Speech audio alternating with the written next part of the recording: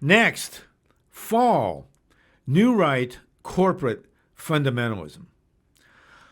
On November 18th, 1978, some 900 followers of the Reverend Jim Jones died in the jungles of Guyana. Their San Francisco-based People's Temple had become a hellish cult. Some drank cyanide from a vat of Kool-Aid. Some escaped, but others were outright executed. Including U.S. Representative Leo Ryan, who'd flown down to Guyana to investigate. Just 9 days later, a deranged conservative murdered San Francisco's brilliant, urbane Mayor George Moscone and the charismatic, proudly gay supervisor, Harvey Milk. The killer later claimed in his infamous Twinkie defense that eating sugar made him insane. He later committed suicide. In 1980, Ronald Reagan opened his presidential campaign in Philadelphia, Mississippi, where 3 civil rights workers had been brutally murdered. His meaning was clear. His presence conjured up the racist rantings of Strom Thurmond and George Wallace, meant to lure KKK Democrats to the Republican Party. On November 8, 1980, an apparent crazy man shot John Lennon. The beloved Beatle and his widow Yoko Ono remain treasured icons of peace, social justice, and a counterculture come of age.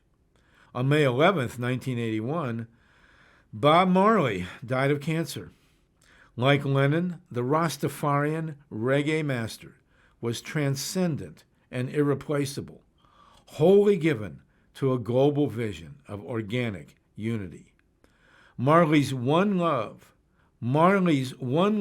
still lives with Lennon Ono's Give Peace a Chance and Imagine, high atop our Awakened playlist. Meanwhile, Reagan declared war on organized labor. The Professional Air Traffic Controllers Organization, PATCO, was one of the few trade unions to support him for president. In return, Ronnie vowed never to endanger the flying public over labor issues. The everyday safety of millions of airborne Americans depended on PATCO. Decent wages, secure working conditions, and a 32-hour week were essential to the precision performance of these vital professionals. But when they struck for all that, Reagan loudly fired and blacklisted 11,325 of them from federal service. Sinking safety standards endangered millions of travelers, killing at least a few, including Libby Gregory, who died in a completely avoidable crash at LAX. Reagan's corporate cronies jumped in to slash wages, bust strikes, assault collective bargaining. Good permanent jobs disappeared. The rich-poor gap exploded. Our aging industrial democracy bled to the core. Nixon-Reagan's thinly veiled bigotry attracted Jim Crow Southern whites like moths to a cross-burning. Their drug war decimated our communities of youth and color. As the Powell Court killed campaign finance laws, baronial cash gushed into our elections through ALEC and think tanks like the Cato Institute and Heritage Foundation. The Koch brothers flooded our universities and media with Randian devotees to sanctimony and greed. A corporate so-called Christian fundamentalist crusade spewed from megachurch televangelists awash in cash. Contempt for women, gays, non-millionaires, people of color, and the earth itself fed the new Calvinist elect and its imperial exceptionalism.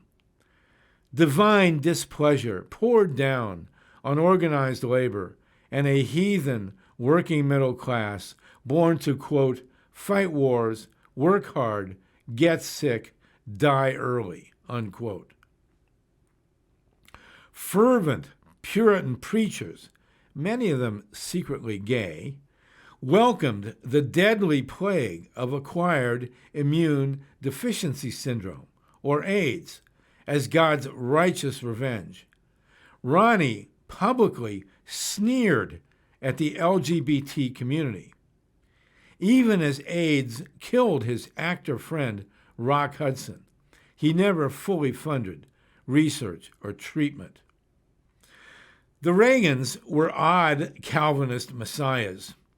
Grudging Hollywood churchgoers, Nancy was with child at their wedding. Apparently, they'd dined before grace. The First Lady was pro-choice. Obsessed with pagan astrology, she set Ronnie's gubernatorial inauguration for a deep night moment timed by the stars and planets. Daughter Patty posed the nude for Playboy. Ron Jr. pranced around Saturday Night Live in his underwear. But the Gipper was our new magistrate priest. The hippie counterculture had inflamed the Puritan dark side. The New Right's witch hunters were anti-union, anti-integration, anti-feminist, anti-sex education, anti-choice, anti-contraception, anti-gay, anti-pot, anti-tax, anti-poor, anti-healthcare, anti-regulation, anti-environment, anti-empathy, anti-compassion, anti-immigrant, racist, xenophobic, pro-death penalty, pro-gun, pro-drug war, pro-surveillance, pro-corporate, pro-lemon socialism, pro-war, pro-empire, and profoundly authoritarian. How this awful ethos deemed itself Christian or libertarian or even traditionally American remains a scriptural mystery. Texas Congressman Ron Paul, an Ayn Rand devotee, was fiercely anti-federal and anti-union, but also anti-empire and pro-pot. His fierce attacks on the Vietnam and drug wars still abide. In 2019, the fossil fuel baron Koch brothers joined liberal funder George Soros to fund a global campaign to end war. Imagine that. But most corporate fundamentalist barons seemed just to hate paying taxes. They still scorn public accountability and human compassion, but they love sucking dry the planet and the rest of us. One such profound thinker was Donald Trump, son of a Klan-loving slumlord intimately tied to New York's top mobsters. Biographer David K. Johnston and researcher Craig Unger say that in 1983, Russian gangsters began laundering cash through Trump's hotels and casinos. Deutsche Bank, Vladimir Putin, and the Russian mob later bought the Donald at a bargain rate, thanks to his many bankruptcies and billions in debt. While Trump ran his ruble laundromat, televangelists like Jerry Falwell and Pat Robertson converted their flocks into tax-free bank accounts. As Robin Williams later explained in his deathless satire of a fake fundamentalist, quote, "The word audit does not appear in the Bible," unquote. The so-called Christian crusade rolled racism, homophobia, misogyny, and greed into a city on the hill defined by high roller hate. As in Puritan purgatory, poverty was a sin, race mixing a mark of the devil, loving thy neighbor a bunch of hippie hype. So too for women, sexual diversity, racial justice, ecological preservation, smaller nations that might dare to defy our divine imperial right to rape and pillage. Joining the Hallelujah chorus, a new breed of corporate Democrats abandoned social justice in all but image. In the mid-1980s, as Trump began laundering rubles, Bill and Hillary Clinton used the new Democratic Leadership Council to launder the party into Wall Street's asset accounts. Their cynical clique of ambitious centrists was led by Goldman Sachs. Scorning New Left, Social Democrat, civil rights, Green and Peace activists, the so-called New Democrats turned the party hard right with a hipster veneer. The New Deal, New Frontier, and Great Society were stale discards for Clintonista opportunists who embraced Reaganism while courting the activist counterculture. They perpetrated mandatory sentencing laws, an escalated drug war, giant welfare cuts, thinly disguised racism. They took the U.S. Senate in 1986, but they ran it in the repressive tradition of Woodrow Wilson and the corporate duopoly that's ruled us all since the Pomerade purges of 1918 to 20. Senile America's swift corporate sword was the electronic media. His billionaire battalions flooded the airwaves with endless bigotry, and to hell with fairness, balance, or facts. Corporatizing our public frequencies, the new right relentlessly ranted the Randian screed.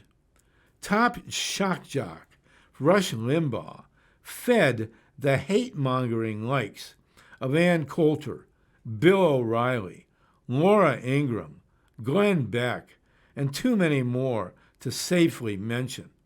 The so-called mainstream media pushed the imperial mindset as God's exceptional gospel. In the hard autumn of the Reagan reaction, the drug war raged, the monopolized media blared, the Russians bought Donald Trump, the Democrats went corporate, the empire hit overreach.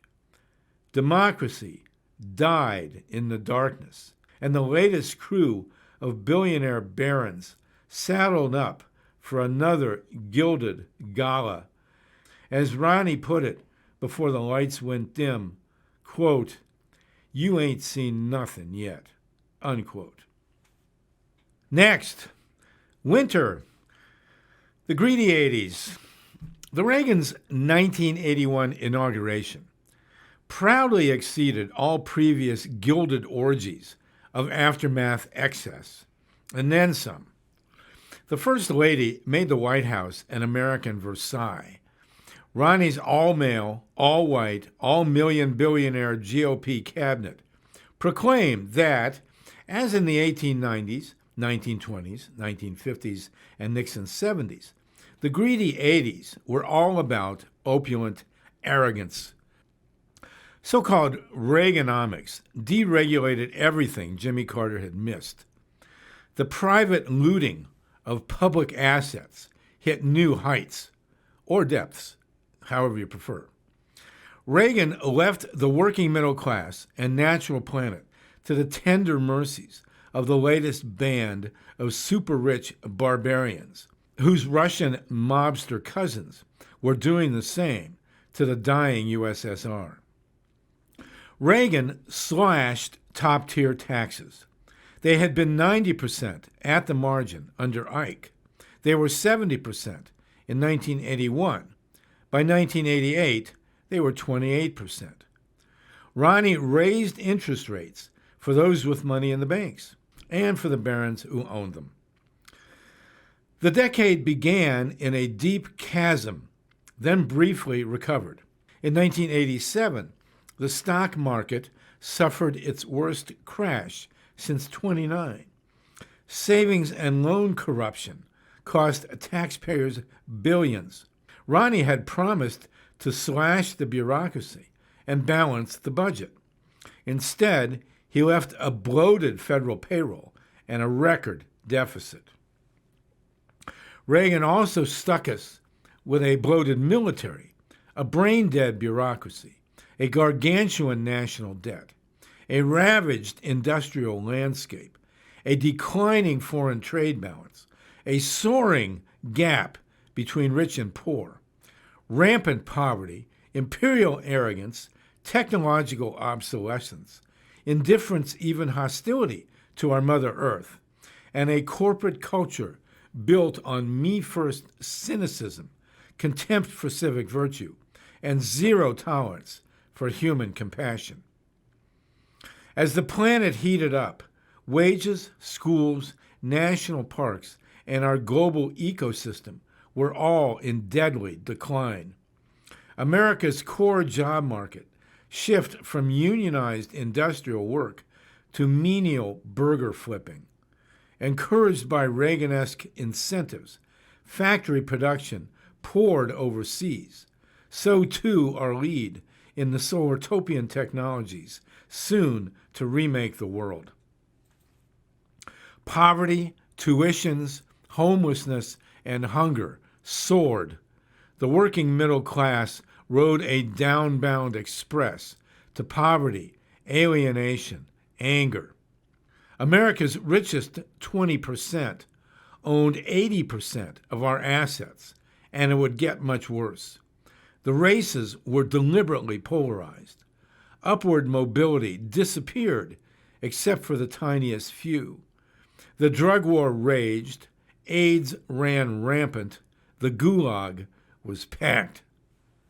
The shared Alexander Hamilton, Lewis Powell vision of a nation run by King Cash was upon us. TV's lifestyles of the rich and famous metastasized into a worship of wealthy cancer of gilded garbage stretching from Dallas to Dynasty to Knots Landing to Falcon Crest and beyond. The billionaire barons buried the remains of our original republic under a showy tombstone that read corporate autocracy. Pious new rightists ravaged our regulatory agencies and our Mother Earth. Interior Secretary James Watt said not to worry because Jesus, quote, would come soon. While pillaging our parks, Reagan ripped Carter's perfectly functional solar panels off the White House roof. He assaulted green energy and conservation while pushing, unsuccessfully, an atomic reactor renaissance. In California, GOP Governor George Deukmejian blocked but could not kill Jerry Brown's Solartopia revolution. In 1983, the Washington Public Power Supply System, WPSS, defaulted on more than $2 billion in municipal bonds fused to 5 reactors, only one of which, thankfully, fired up. In 1965, a chemist at GD Searle, home to the pill, assaulted our food with aspartame. Congressional hearings exposed the artificial sweetener as a deadly neurotoxin linked to Parkinson's, Alzheimer's, lupus, dementia, and more.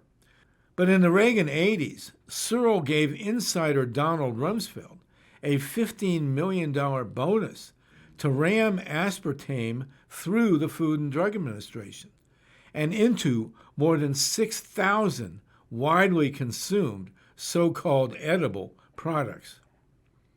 On January 28, 1986, the Space Shuttle Challenger blew up. Krista McAuliffe, a schoolteacher mom, was an honored passenger. Millions of children watched the liftoff. Reagan's State of the Union was, of course, timed for that evening. But frantic engineers had warned that morning that unseasonable cold weather might shrink critical O-rings. Under White House pressure, NASA ignored them. A horrified world then watched 7 humans die from politicized negligence. Reagan's speech that night was, of course, a Hollywood masterpiece.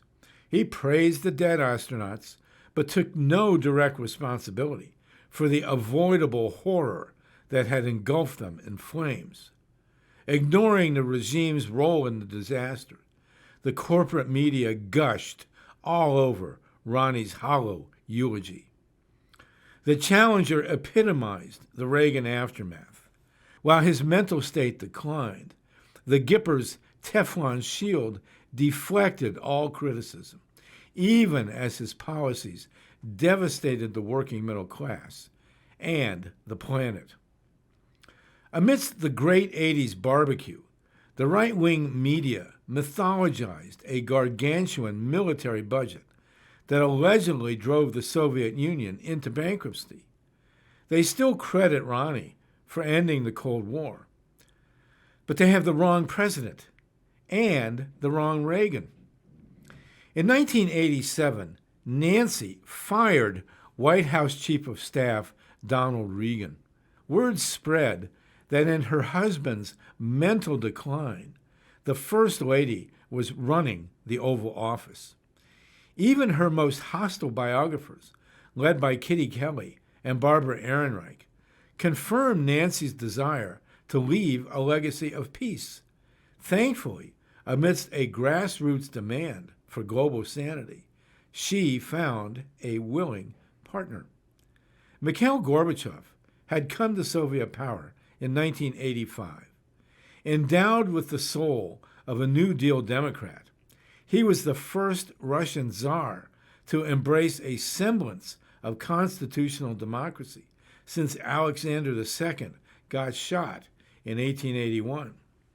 Gorby's perestroika restructured the rotted communist bureaucracy. Glasnost tried to open public dialogue. It worked. In the Moscow 80s, a pair of Western blue jeans could fetch $200. Young Russians loved the rock and roll they heard on black market radios. If any single outside agent helped blow open the stodgy, obsolete, out-of-touch USSR, it was the Beatles. But on April 26, 1986, 3 months after the Challenger blew up, Chernobyl reactor number 4 exploded. Deadly radioactive fallout spewed high into the atmosphere. It carpeted the Ukraine, Belarus, and much of Western Europe. It gutted a USSR already in decline. Some 600,000, that's not a typo, drafted liquidators were forced to clean up the ruined nuke. Many were fatally irradiated. Compiling some 5,000 studies, scientist Alexei Yablokov in 2007 put Chernobyl's still rising human death rate at 985,000 human beings. The fiscal costs soared into the hundreds of billions. It's not clear how much Gorbachev initially understood about the scope of the Chernobyl disaster, but his government lied about it, as all governments lie about reactor accidents. Soviet boomers and the 500,000 doomed liquidators vehemently hated the perpetrators from the depths of their Russian souls. Gorby later said it was Chernobyl and its many cover-ups that finished the Soviet Union. True to 2 millennia of Afghan resistance, they shot 269 helicopters into the desert quagmire. The Soviet Union soon sank with them. Pakistan's soon-to-be assassinated Premier Benazir Bhutto warned that in arming Osama bin Laden and his al-Qaeda fanatics, the U.S. had created a Frankenstein whose invisible payback would come all too soon. Meanwhile, on December 8th, 1987, as Gorby's home front disintegrated, the First Lady hosted the ultimate gilded Russo-American repast.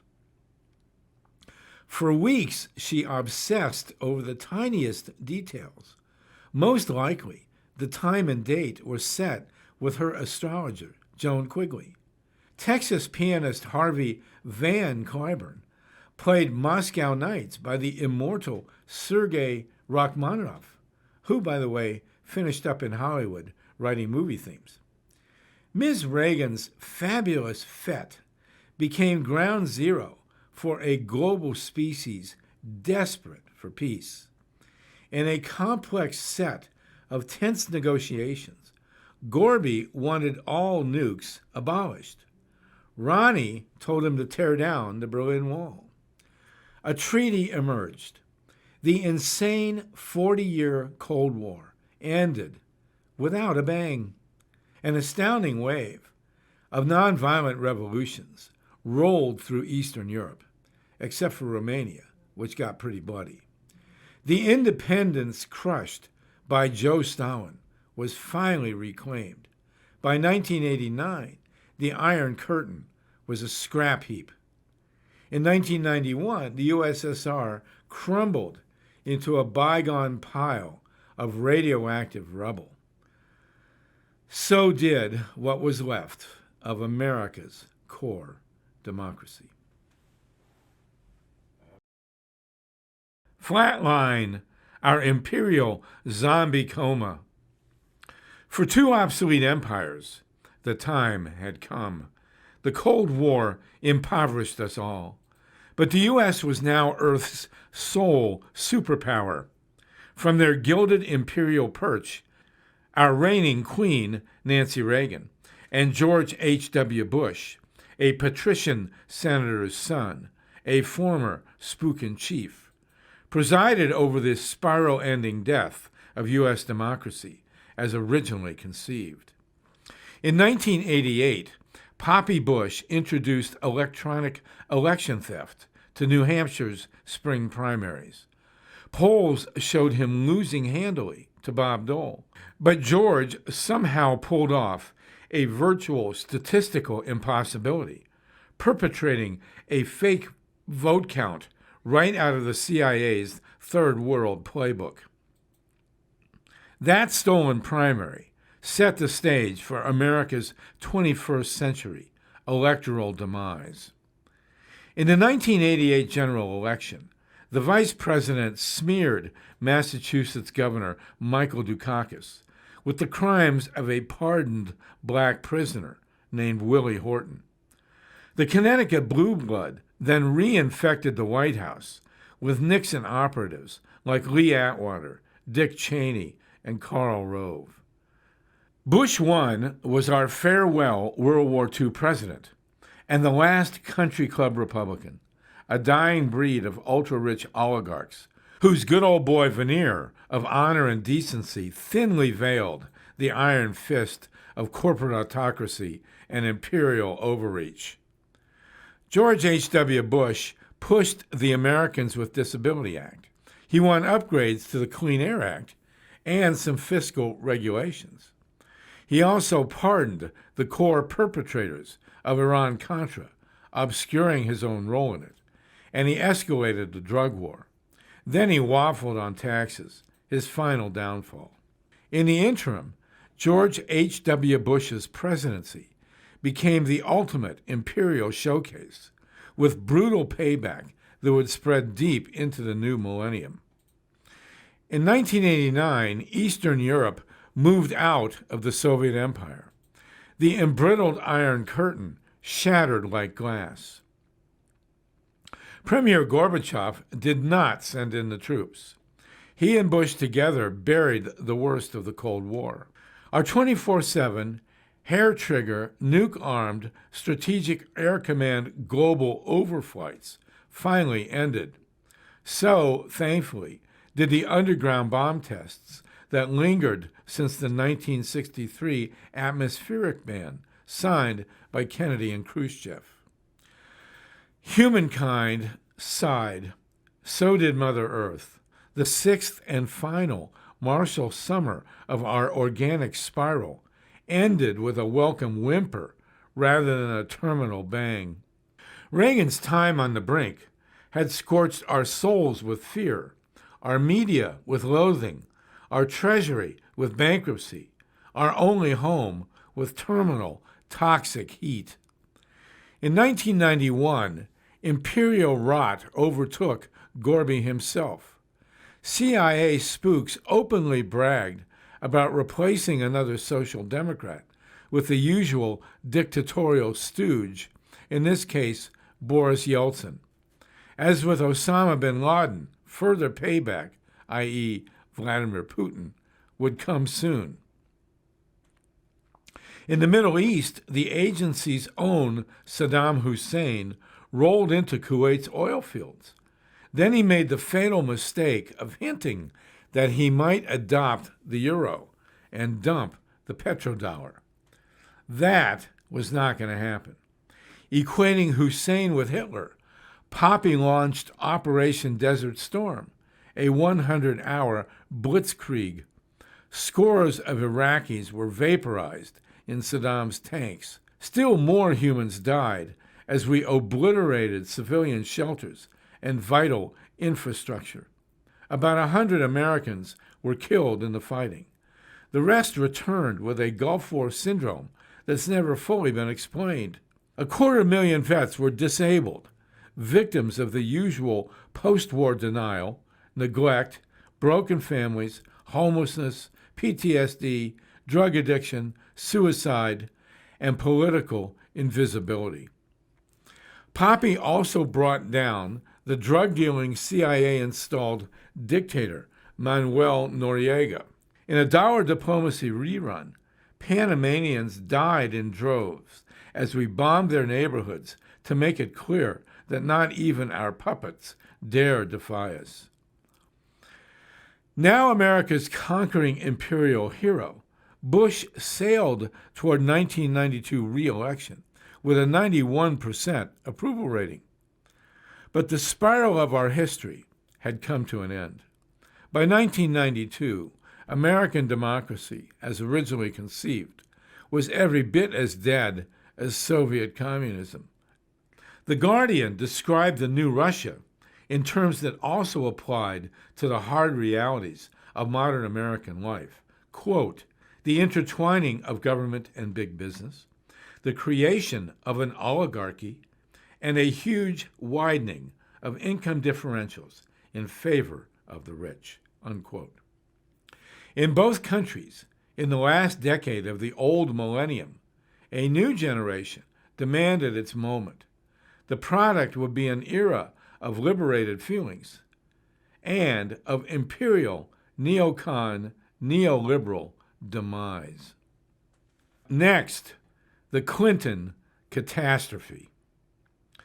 Bill Clinton was the baby boom's penultimate Peter Pan.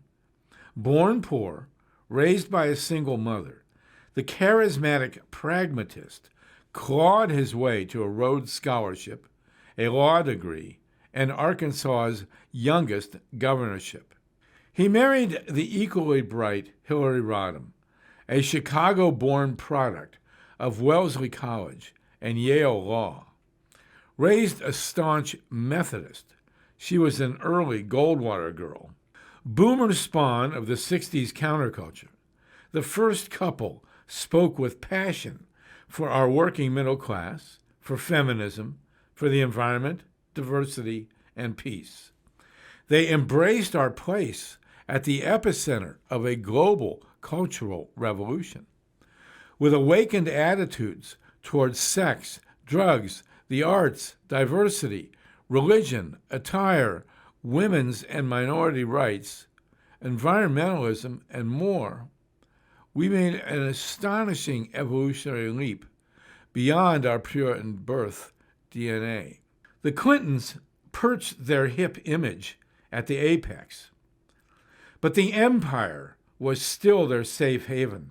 Governor Bill blinked while the CIA ran huge quantities of Contra cocaine through the Arkansas town of Mena.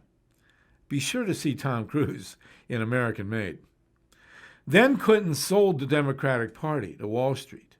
The ultra-elite Democratic Leadership Council trashed the Democratic Party's Democratic wing, Paul Wellstone's phrase, and swooned for America's mega bankers, led by Goldman Sachs' Robert Rubin. As G.H.W. Bush sailed toward apparent re-election, Ross Perot became Bill Clinton's key to the kingdom. The quirky Texas billionaire hated federal debt and the North American Free Trade Agreement. He warned that NAFTA's giant sucking sound would swallow millions of heartland jobs. Ross was right on both counts. Perot turned the 1992 televised debates into a three-ring circus. The obviously bored blue blood Bush made it clear he had better places to be. Soon enough, he got his chance. Boomer Bill used a saxophone to blow his brains out on primetime TV.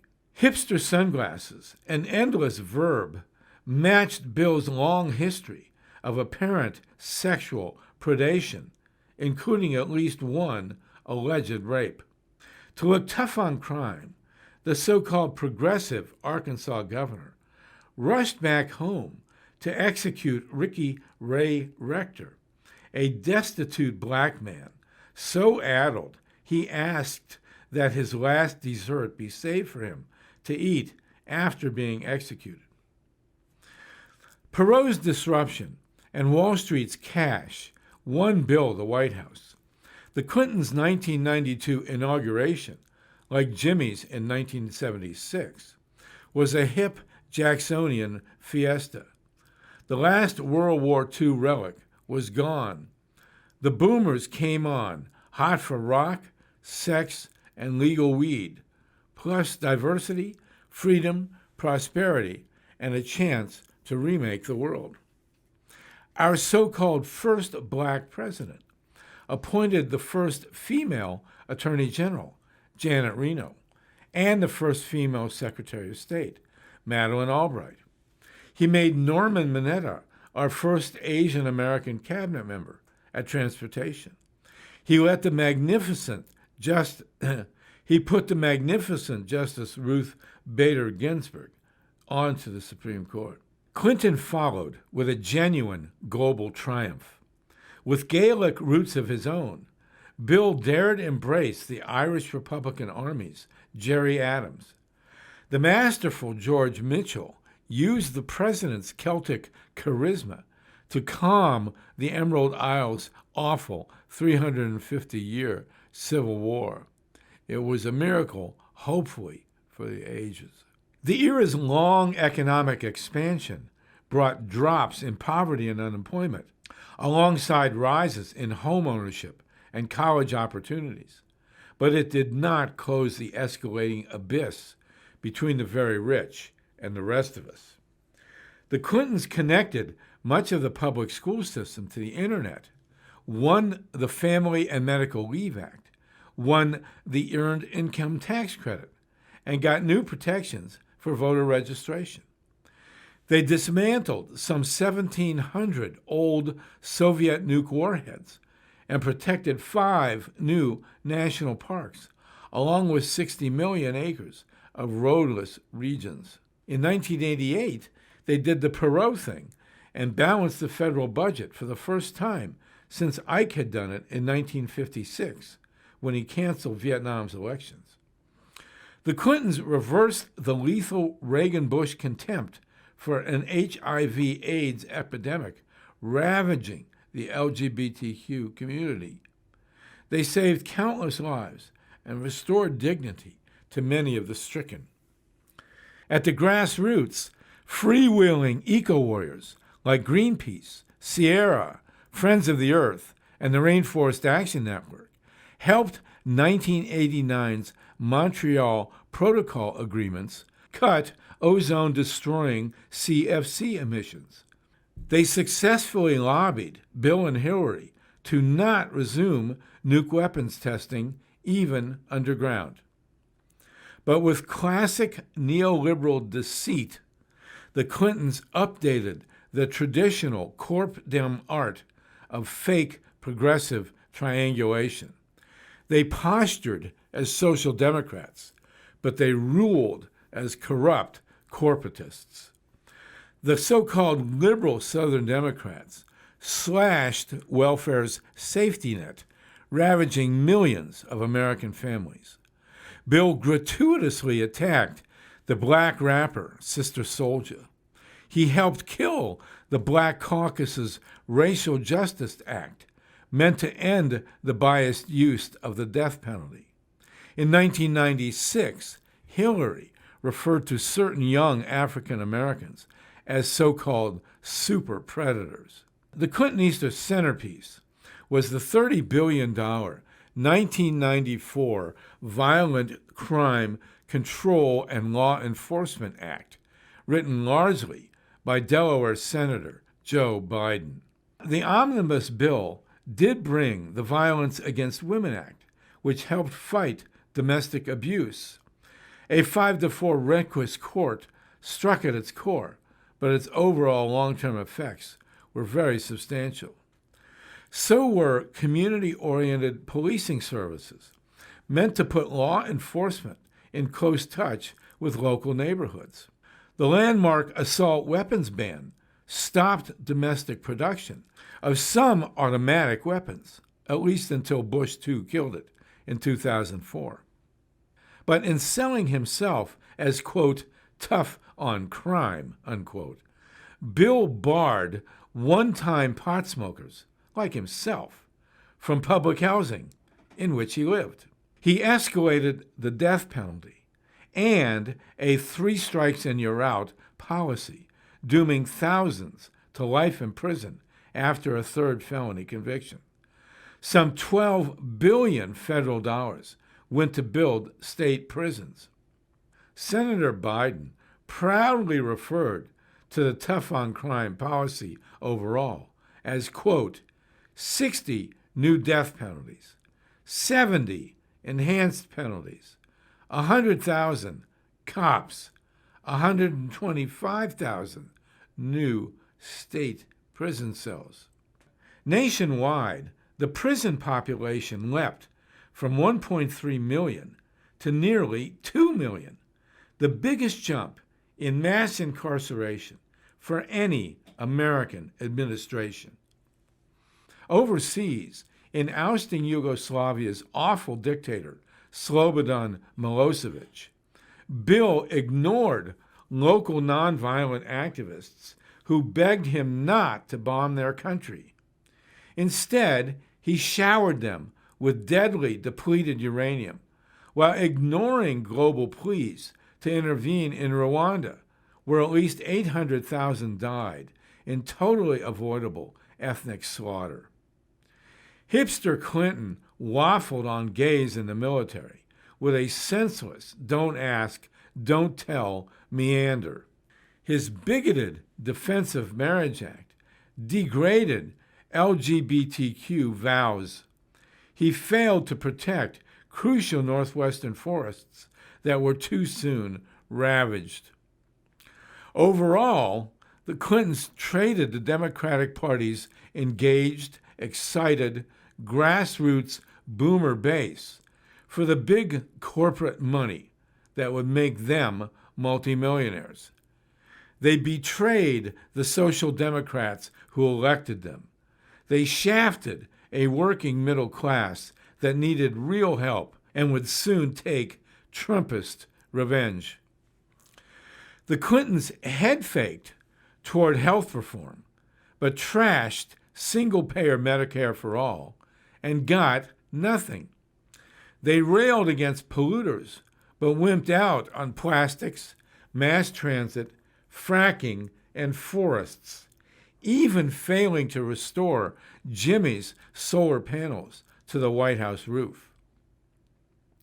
They perpetrated NAFTA, helping, as Perot predicted, to shatter the Rust Belt, wreck Mexican agriculture, and set the stage for Trump's fascist fake populism. Bill did indulge in a showy yell or two at the big banks, but he took their money, followed orders, and gutted FDR's Glass-Steagall Act, leading directly to the Big Short crash of 2007-9. Wrote the Austin pundit Molly Ivins, quote, "I don't know about you, but I've had it with the D.C. Democrats, had it with every calculating, equivocating, triangulating, straddling, hair-splitting son of a bitch up there," close quote. With Wall Street's Rubin running the show, the peace dividend and the World Wide Web windfall disappeared into what Matt Taibbi infamously called, quote, "the great American bubble machine," close quote. Goldman Sachs, wrote Taibbi, became, quote, "the world's most powerful investment bank, a great vampire squid wrapped around the face of humanity, relentlessly jamming its blood funnel into anything that smells like money," unquote. While the Clintons betrayed the working middle class, a Republican tsunami swept both houses of Congress, enshrining a hate-filled band of reactionary banshees. Newt Gingrich's hard-right 1994 Contract on America rode the Democrats' class-race betrayals to a whole new level of mean-spirited arrogance and contempt. The mood was matched in Israel. At Clinton's urging, Prime Minister Yitzhak Rabin had signed the 1992 Oslo Accords with Palestinian leader Yasser Arafat. The agreement seemed to promise peace between two terribly alienated peoples. But in 1995, Rabin was murdered at a public rally, apparently by a young Orthodox Dybbuk.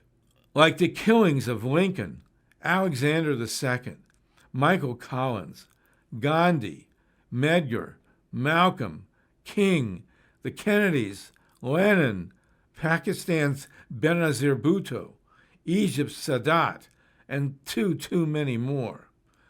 The Shonda loss of this peacemaking Zaidi was utterly devastating.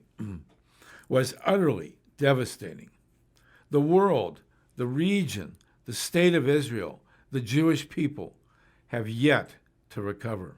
In 1996, House Speaker Gingrich stupidly shut the government. The GOP ran the dull-as-paint Bob Dole for president. Lucky Bill got another door to real change. Through it walked the 1996 neoliberal Telecommunications Act, which virtually eliminated regulation of major media ownership. Reagan had killed the Fairness Doctrine. Now Clinton-Gore let corporate radio, TV, print monopolies choke our information flow.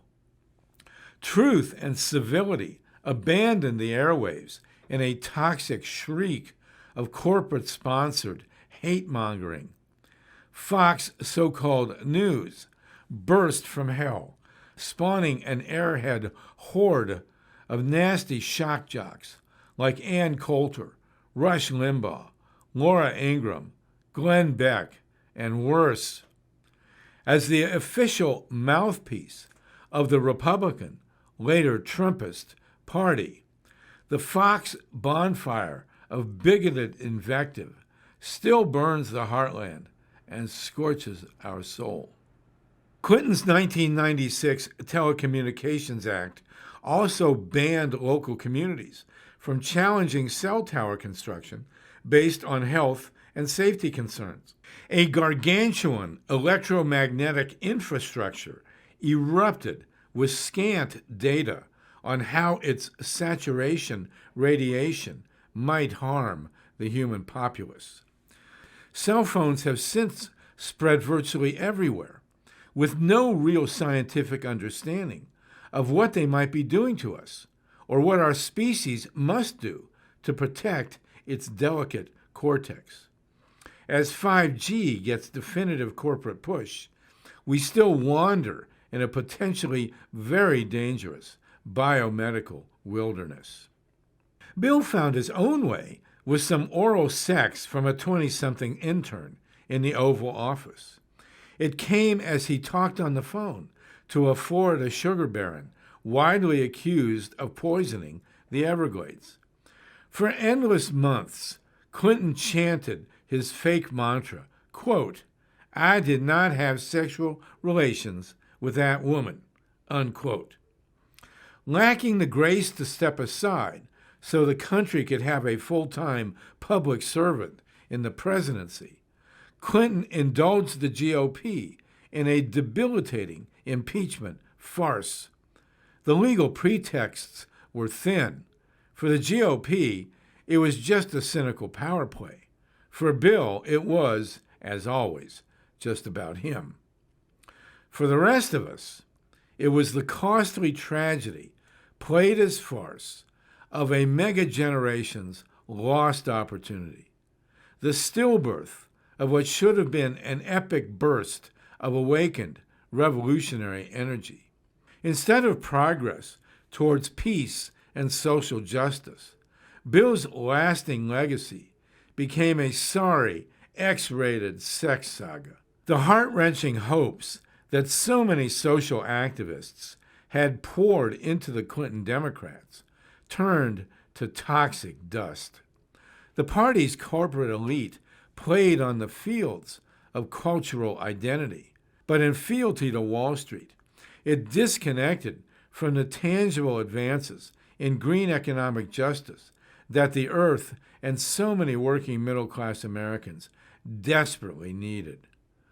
Clothed in vaguely hip veneer, the Clintonistas trashed the New Deal, New Frontier coalition, catering to the barren class while stiffing the rest of us. By 2000, we were ruled by two completely corrupt corporate parties, both unflinching imperial autocrats. The Clinton corporate Democrats acted out a kabuki commitment to the shifting cultural demographic, but delivered little in the way of real fiscal, economic, or ecological reform. The new right GOP trashed its Eisenhower-Bush country club veneer. It lasered into a cruel, bigoted, white supremacist, woman-hating, Randian Puritan mob with nothing to sell but greed and hate. Clinton Gore had handed the Foxists their very own electronic media bullhorn, through which they screamed an endless stream of mean-spirited blather into the American ear. With no fair or balanced voice for the actual common good, the U.S. flatlined into an ugly end-of-empire, end-of-spiral coma. Next, the stolen election of 2000. While the Clinton soap opera droned on, its Boy Scout VP finally got the presidential nod. A senator's son, Al Gore was raised in a D.C. hotel suite and went to Vietnam as a journalist. He was at least as corporate as the Clintons, but far less entertaining. In 2000, Al chose to run with Connecticut's insufferable Senator Joe Lieberman, as close to a Republican as an alleged Democrat could be, but even more boring. The GOP chose Bush I's son. Dubbed Shrub by Austin's Ivans, George W. reeked of the bully barroom and imperial entitlement. As governor of Texas, he fried a record 152 prisoners and mocked Christian convert Carla Faye Tucker, who begged for mercy. W's VP nominee was Wyoming's Dick Cheney, a Nixon holdover with an indelible sneer. As the designated adult for Georgia's Oval playpen, Cheney was utterly corrupt. His sidekick, Karl Rove, was a master manipulator in the mold of Mark Hanna and Dick Daley, Roy Cohn and Lee Atwater. Consumer activist Ralph Nader ran in the transcendent, awakened tradition of the levelers and abolitionists, populists and socialists, farm labor progressives and peace now pacifists, eco-warriors, green eco-warriors, and earnest grassroots Democrats. Ralph was America's iconic curmudgeon, rebirthing our awakened indigenous activism. He fought to end the empire, bring our troops home, dismantle nuke weapons and reactors, win a green-powered solartopian economy, legalize pot, fund drug treatment, solve homelessness, ban corporate election theft, win same-day voter registration and hand-counted paper ballots, guarantee a minimum income, get universal health care, expand Social Security, empower labor, strengthen antitrust and civil rights acts, and strengthen antitrust and civil rights laws, and end corporate welfare. Winona LaDuke became our first indigenous Anishinaabe candidate for vice president. She wanted a constitutional amendment requiring ecological impacts be evaluated in terms of 7 generations. She demanded reparations for slavery and return of the lands wrongly seized from the indigenous tribes. Then, of course, came the circular firing squad. Ralph asked to meet with Gore. He offered to not campaign in key swing states. He was physically ejected from the audience of a presidential debate for which he had an actual ticket, but no place on the podium, as should have been his right. Al Gore could not be bothered. Aided by solid economic numbers and the widespread belief that Bush, too, was not fit to be president, Gore won the popular vote by 540,520 officially counted ballots nationwide. Early on election night, the pundits proclaimed him president-elect. Had he carried Tennessee, all would have ended right there. But Gore became the first presidential candidate to lose his home state since George McGovern did it to South Dakota in 1972. Then, as the evening wore on, Florida got close. In the family tradition of CIA dictatorships, Shrub's brother, Jeb, the Florida governor, used a computer program called ChoicePoint to disenfranchise some 94,000 mostly black and Hispanic citizens. Governor Bush said they were all ex-felons and thus banned by Jim Crow KKK laws from voting. Investigator Greg Palast later proved not one of them was an ex-felon. Meanwhile, some 20,000 electronic votes mysteriously shifted in Volusia and other counties. John Ellis, a Bush first cousin, shouted on Fox TV that his kin could win. Things got even darker. So-called hanging chads marred badly designed ballots that were distributed throughout South Florida's heavily Jewish precincts. Key documents went somehow missing. An upscale yuppie Brooks Brothers mob, including future Supreme Brett Kavanaugh, terrorized volunteer poll workers. Amidst the chaos, the High Court, 5-4, trashed the recount and put Bush in the White House. His alleged margin of victory was 537 votes. A later statewide recount showed Gore was in fact the rightful winner. But rather than clean up the mess, fight to protect the right to vote, or challenge the rigged outcome, corporate Democrats hurled the usual hate the leftist howl at Ralph and Winona. Neither of the thousands of voters' names Brother Jeb had stripped from the registration rolls, nor the flipped Volusia electronic tally, nor the fascist thug assault on the recounts moved the Clinton-Gore elite to make sure such things would never happen again. In January 2001, on the floor of the Congress, the Black Caucus brought evidence to show how Florida's electoral votes had been stolen. They demanded their right to a constitutional review, which needed the assent of just one representative and one senator. But as lame duck vice president, Gore still presided over Congress.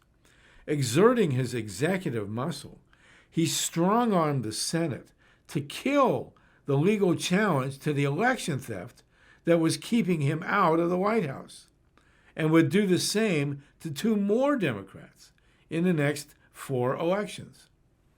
So at Al Gore's sole decree, Florida's illegitimate electoral delegation waltzed in unchallenged. For the 5th time, the White House fell to a candidate who'd lost the popular vote. Corporate Democrats still love to howl at Nader. As ever since 1896, a vote cast for anyone to their left is considered by the Democrats to be stolen property. The assault on Ralph's crusade for corporate accountability paid added dividends to the Democrats' Wall Street backers. In 2006, Gore opened his Oscar-winning Inconvenient Truth by joking that he was, quote, once the next president of the United States, unquote. His fans say that if he had become president, Gore would never have attacked Iraq or our Mother Earth, as did Bush, Cheney, Rove. But all we know for sure is that he never faced up to the mass disenfranchisement, electronic vote theft, or perverted electoral college he left unchallenged after Florida 2000.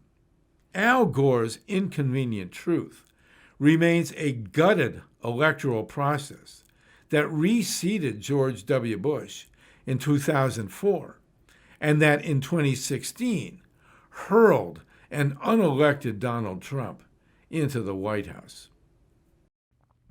Next, Bush the Lesser.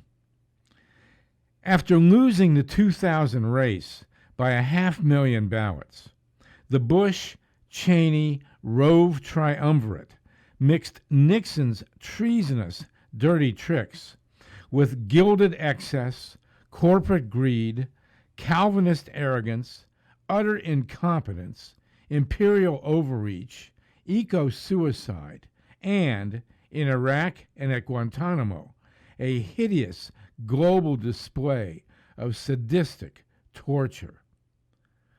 Unlike his urbane CIA dad, W. was a not-so-bright, good old boy, likely to get you drunk or stoned at a barbecue.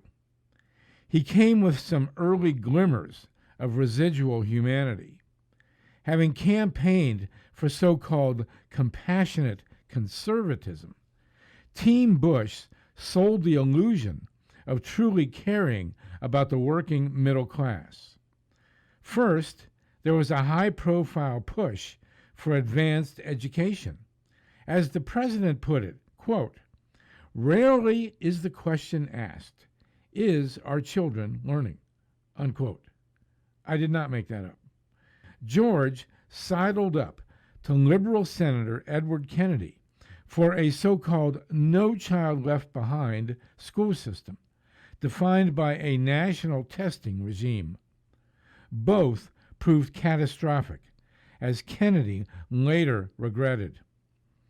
After years of harsh denial by Reagan and his dad, Bush, too, did campaign to fight AIDS, HIV, and malaria in Africa.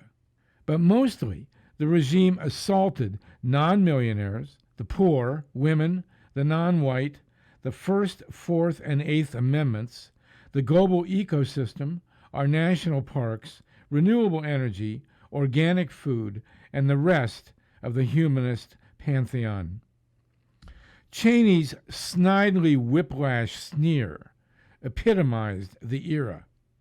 An oil man to the core, he began by secretly gathering his fossil nuke cronies to plan out how they'd burn through the Clean Air Act and frack the earth in ways guaranteed to accelerate human extinction. Dick's flagship was the shoddy oil drilling platform Deepwater Horizon. In 2011, it blew up, killed 11 people, and forever poisoned the Gulf of Mexico. Cheney and Enron's Kenneth Kenny Boy Lay also pillaged the deregulated electric power industry. With targeted blackouts, they extracted billions of dollars and then, of course, went bankrupt, taking California's economy and much more down with them. In 2007, Bush-Cheney earmarked $50 billion in loan guarantees for new nuke reactors. But a grassroots nuke-free uprising prompted Nancy Pelosi, Barbara Boxer, Harry Reid, Ed Markey, and other congressional Democrats to thankfully kill the package. Like Reagan and later Trump, George, too, perfected the art of not working real hard. He pumped iron daily. He took off 1 day in 5, and maybe the longest single vacation, 5 weeks, in presidential history. Mostly, he seemed comfortably numb. With no real explanation, George fired 9 federal prosecutors and perpetrated massive tax cuts for his fellow barons, pitching what was left of the peace dividend into a Reagan-esque abyss. Working middle-class employment and income plunged. Poverty and homelessness soared. Like Clinton, W. had puffed pot, but locked up those who did the same, growing the gulag for his pals' profit. He attacked LGBTQ/women's rights, worsened homelessness, impoverished children. Like Reagan before and Trump later, he denied climate chaos and stiffed the 100-nation Kyoto Protocol meant to fight it. He couldn't craft a complete sentence. His ratings plunged. Then, on 9/11/2001, terror attacks on the World Trade Center and Pentagon changed everything. Some 3,000 people died in Manhattan, another 100 at the Pentagon, still more as a hijacked airliner crashed into the Pennsylvania countryside. Prime suspect Osama bin Laden was CIA trained. His fierce mujahideen used our Stinger missiles to bring down the Soviets in Afghanistan. But when we failed to rebuild or leave the region, his Islamic guerrillas became a Frankenstein. So did the question of who actually perpetrated the World Trade Center attacks, which remains a Kennedy-esque black hole of bitter dispute. In 9/11's first wake, President Bush seemed to transcend party ideological lines and draw most Americans under a big tent of mutual aid and compassion. He struck an initial balance between patriotic outrage and a heartfelt sense of human tragedy. The world was with us. America was at its most popular since 1945. Then it all went to imperial hell. First came the toxic cloud that blanketed lower Manhattan with asbestos, mercury, arsenic, lead, concrete dust, and more. But even that wasn't enough to prompt an evacuation or shut the stock exchange. EPA Chief Christine Whitman later lamented the death and torment her negligence caused. Incredibly selfless first responders poured into the kill zone without respirators or other protective gear. Like victims of Agent Orange and Gulf War syndrome, their bodies and lives soon collapsed. Entrenched officials denied their cries for help. W's brief fling as a so-called uniter, not a divider, ended in darkness. To allegedly protect our freedom, Team Bush perpetrated a totalitarian Patriot Act perfectly designed to destroy our freedom. Only one U.S. Senator, Wisconsin's Russ Feingold, voted no. Then, of course, came war, turning quicksand into quagmire. America's neoconservative cabal did to Southwest Asia what Johnson and Nixon did to the Southeast. Bullseye was Iraq's Saddam Hussein, the CIA's secular thug and serial torturer. Saddam hated Islamic jihadists like bin Laden. He had zero to do with the World Trade Center attacks and loyally pumped all the oil the agency asked of him.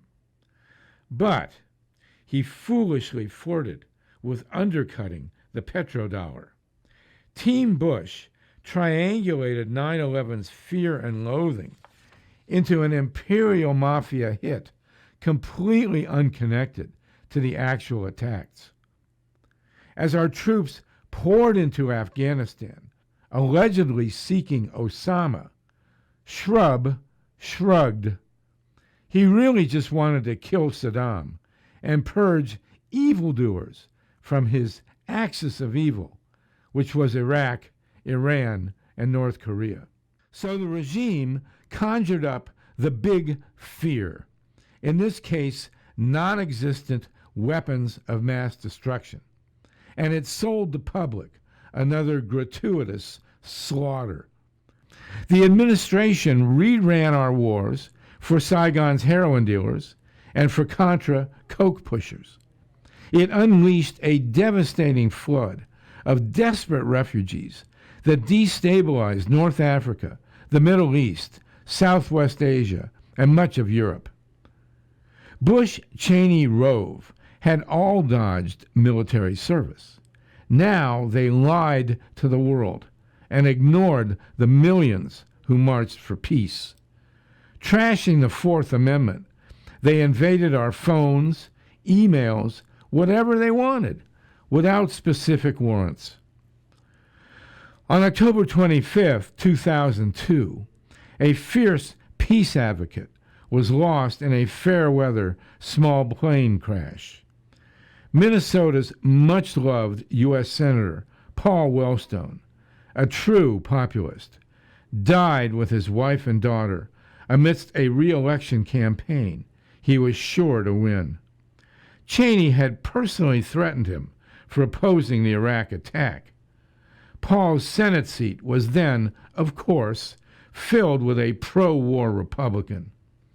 His death cost the so-called Democratic wing of the Democratic Party one of its greatest champions.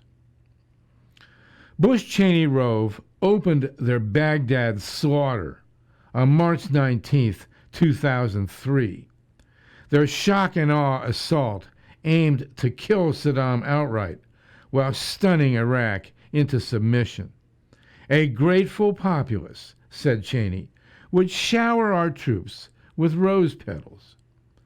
More important for Rove was that a president at war, however previously unpopular, would now get another term. Quote, we're an empire now, and when we act, we create our own reality. And while you're studying that reality, judiciously, as you will, we'll act again, creating other new realities which you can study too. And that's how things will sort out. We are history's actors, and you, all of you, will be left just to study what we do. In other words, Karl Rove to the rest of us, suck it up, losers. As in Southeast Asia and Central America, countless humans died from violence, hunger, thirst, disease, torture. Iraq became a toxic tar baby, a war for oil, a corporate imperial drop dead. As always, the brass and the great patriots loved our youth as warriors, then sneered at their desperate pleas for jobs, housing, medical care, and basic human compassion when they returned home so utterly poisoned and deceived. In Afghanistan, Team Bush allied with poppy-growing warlords whose product flowed into our heartland. Slashed drug treatment programs left countless addicted vets with ruined lives. The long-forgotten Cold War peace dividend morphed into gargantuan deficits. Divided, disgusted, disheartened, we slouched in 2004 to another electoral tragedy disguised as farce.